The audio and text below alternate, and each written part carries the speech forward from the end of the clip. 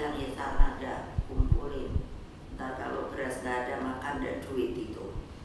Lu ya, kenapa? Gak mikirin rakyat tuh kayak apa. Tanya Bu Risma kalau ketemu saya kerjanya nangis melulu. Ini kemarin saya suruh, Bu, cari ada bapak-bapak, saya dapat berita. Tanya dia, betul enggak Bu? Orang tua gak diurus, rumahnya koyo kandang kambing. Cari Bu, ternyata di Cirebon kan. Tuh, dia manggut-manggut. Wartawan, daripada kayak gitu cari orang miskin tahu.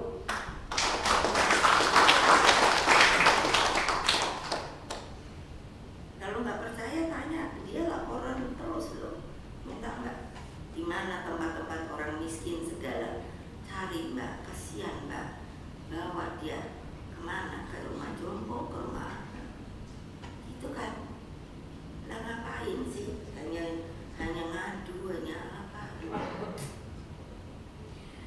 Saudara-saudara sekalian, berpolitik sebagai dedikasi bangsa dan negara sebenarnya tidak memerlukan teori yang muluk-muluk, tapi apa sih? Melakukannya. Makanya saya selalu bilang tidak ada jalan lain. Turun ke bawah, ketemu akar rumput, bonding. Bonding itu apa? Kalau udah kenal, gak akan lupa. Itu bonding. Saya susah banget, saya bilang sama Hasto, tolong tanya dong di ahli kamus bahasa bonding itu opo toh benernya gitu, opo susah sih.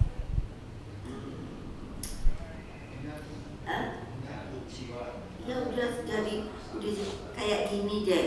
Kalau kamu kangen sama kekasih, kan keinget-inget melulu toh. Terus kalau kekasihnya di mana kok apa kan keinget melulu. That is bonding. Gitu loh. Coba bayangin, tapi bahasa Indonesianya apa? Daripada kamu nulis-nulis gak jelas, cari sana bonding opo yang exactly dapat segera ditangkap oleh rakyat.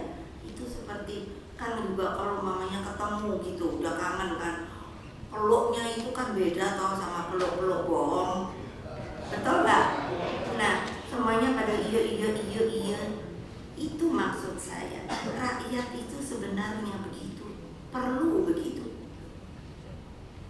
Tadi kalau lihat Putra Fajar bisa coba. Dan Bung Karno kan gak dibuat-buat. Ketika orang tua itu nyembah, ketika ibu itu mengadu, saya dapat melihat apanya sih, auranya. Bukannya itu hanya mau mencari populer itu. Saya dapat menghayati beliau mendengarkan keluhan dari si mbok-mbok itu. Itu that is bonding. Jangan kosong. Nah, jadi apa? Jadi kalau Saripati 3 stansa itu sudah bisa menjadi landasan dan jiwa semangat yang kuat tentang apa yang harus kita lakukan sebagai sebuah bangsa merdeka. Nah, saya ingin sampai capek kadang. Apa dipikir ibu ini manusia juga capek loh. Kalian tuh mengerti nggak sih? Gitu. Pertanyaan saya selalu gitu. Karena apa? Kalau partai ini dibuat, Bung Karno bikin PNI, saya ngikuti PDI karena di dalamnya fusinya ada PNI. Karena saya lihat bahwa itu benar sebuah partai yang real untuk membangun negara ini. Nah sekarang PDI-nya dari PDI ke PDI Perjuangan sudah gede, perlu banyak yang pada mau masuk. Tetapi tidak jiwanya itu tidak dengan cara apa yang seharusnya menjadi orang partai. Kemarin saya ke Bali, ketemu orang yang saya beri tanda penghargaan. Menurut saya nggak ada harga, hanya sebuah penghargaan. Namanya Pak Sarwar. Dia itu ikut dari PDI. Dia itu kalau tidur itu selalu di kantor DPC. harus ikut. Coba bayangkan, itu apa sih? Itu bonding. Bondingnya ke siapa? Ke partai. Jadi berarti 30 tahunan. Nah kalian, terus saya kan selalu nanya, mau jadi apa sih? Kalau hanya pakaian seragam gitu, ketemu ibu kayaknya yo-yo, tapi kalau udah pulang gitu, hanya menjalankan kehendak kalian aja, bukan kehendak partai yang kalian jalankan. Kan ya nggak bisa. Ya, itu kan seluruh pesan kebangsaan yang terdapat dalam lagu Indonesia Raya tersebut semakin meyakinkan saya bahwa Indonesia memang lahir dengan sebenarnya sebuah konsepsi yang sudah sangat lengkap sebagai negara paripurna. Saya kan bilang, mau nyari apa lagi sih? Saya ngomong sama Pak Jokowi, kalian pemimpin, nah, itu harus menjalankan apa yang dipikirkan dan dituliskan oleh para pendiri bangsa, bukan kita bikin versi-versi.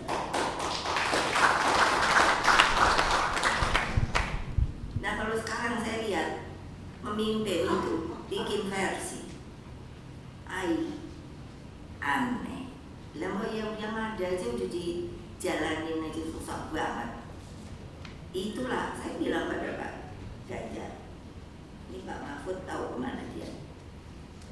Nah, ya awas lo ya, lo kalau gue jadiin pemimpin, saya jadikan.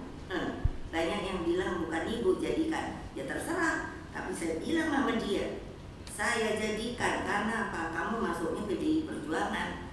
Kalau terserah, kalau mau independen partai lain ya bukan saya yang jadikan, gitu loh. Kamu harus mengikuti konsep kebangsaan kita, karena itu benarnya tinggal dijalankan, itu paripurna. Kok susah amat ya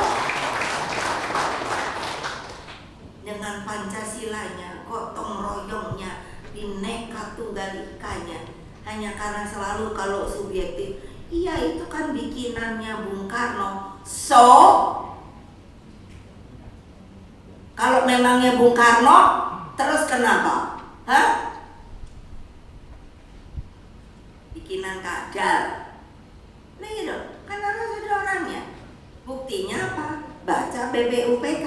Kenapa diterima? Kan begitu. Lalu siapa yang suruh ngomong?